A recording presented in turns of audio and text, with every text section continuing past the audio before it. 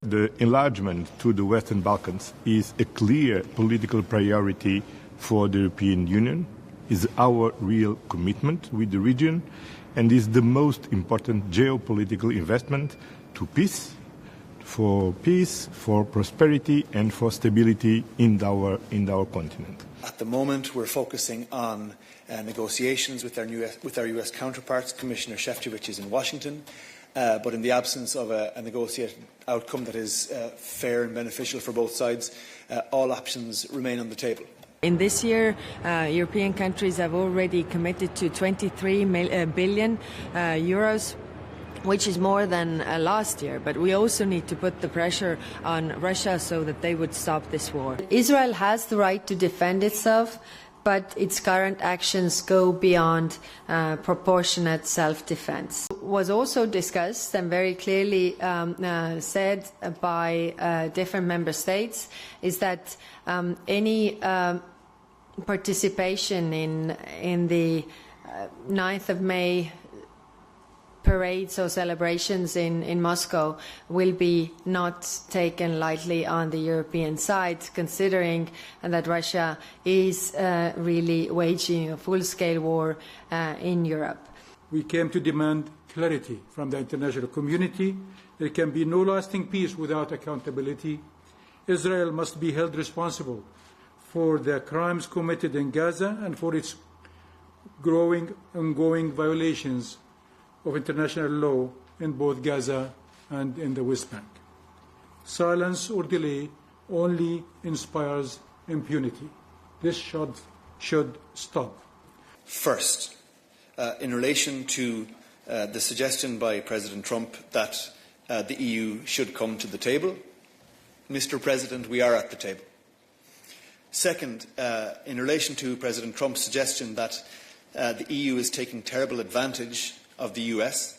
Again, the facts do not support this claim. The EU-US trade relationship is worth €1.6 trillion annually. It is a massive boon for both sides. Our offers are still clearly and plainly on the table. 0 for 0 tariffs on industrial products, including cars, and we're willing to look at a range of other areas as well. But we would need, I would say, an additional level of engagement from the US to keep the ball rolling forward. We are obviously aware of the amendments of the Hungarian constitution adopted by the Hungarian parliament yesterday. For the moment, we need to analyze the changes because it covers several topics, and we need to look at them very carefully to be able to see them from the perspective of the European law.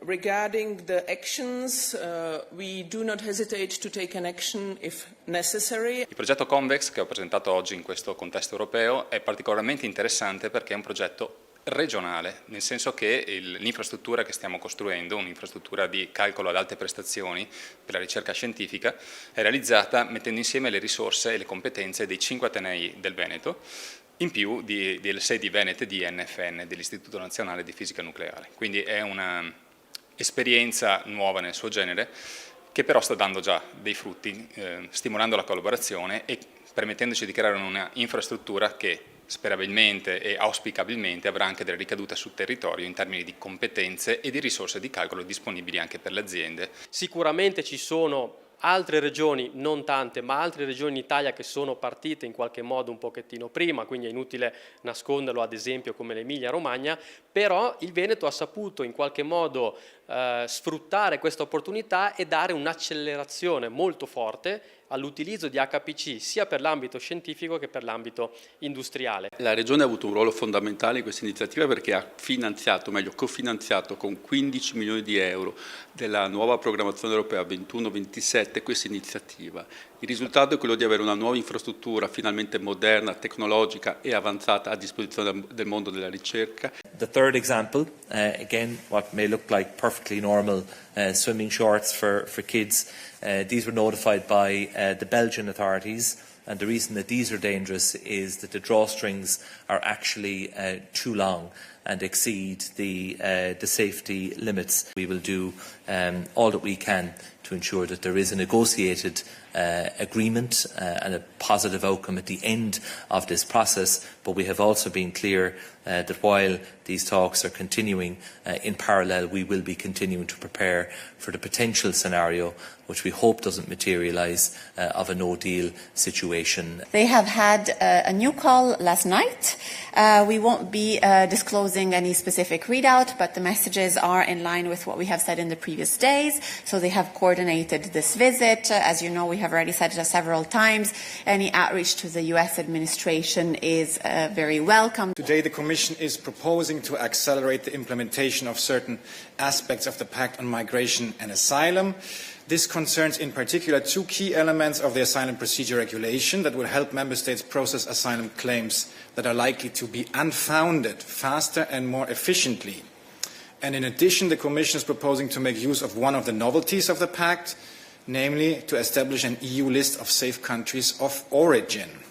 The Governing Council today decided to lower the three key ECB interest rates by 25 basis points. In particular, the decision to lower the deposit facility rate, the rate through which we steer the monetary policy stance, is based on our updated assessment of the inflation outlook, the dynamics of underlying inflation, and the strength of monetary policy transmission. Downside risks to economic growth have increased. The major escalation in global trade tensions and associated uncertainties will likely lower euro area growth by dampening exports, and it may drag down investment and consumption. Geopolitical tensions, such as Russia's unjustified war against Ukraine and the tragic conflict in the Middle East, also remain a major source of uncertainty.